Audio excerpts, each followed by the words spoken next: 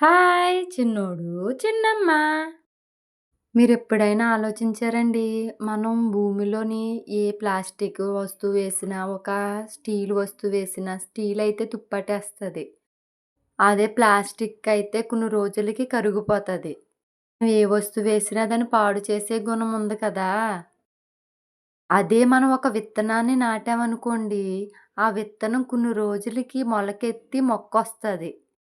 చూడండి, మనం పాడేసిన వస్తువు పాడు చేసే భూమి ఒక విత్తనాన్ని మొలకెత్తిచ్చింది కదా! ఆ భూమే మంచిని పెంచి చెడుని నాశనం చేస్తుంది.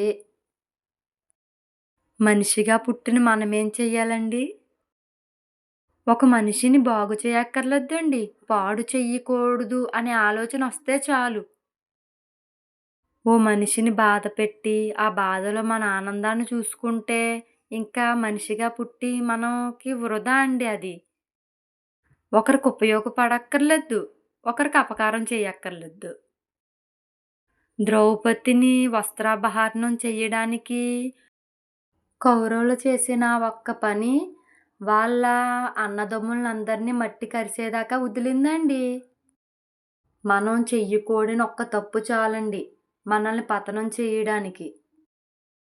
మనం చిన్న మంచి చేసినా చాలండి. అది వాళ్ళకి ఉపయోగపడిందనుకోండి, జీవితాంతకాలం మనల్ని ఒక దేవుడిలాగా భావించుకుంటారు. ఎవరితోనైనా మనం ఏ మాటైనా చెప్పేటప్పుడు అది అర్థవంతంగా చెప్పకూడదు. పూర్తిగా చెప్పాలి. అది మనం ఎప్పుడైతే అర్థవంతంగా చెప్పామో మన జీవితానికి అదే కీలకమైపోతది. దానికి అర్థం చెప్పనండి. మన పంచపాండవులకి ద్రౌపది భార్య అయింది కదా! అమ్మ మాకొకడు దొరికిందని చెప్పారు తప్ప అది ఎవరనేది చెప్పలేదాళ్ళు. అప్పుడు ఆమేమన్నది, "ఏదైనా సరే మీ ఐదుగురు తీసుకోవాలి" అని చెప్పేసింది.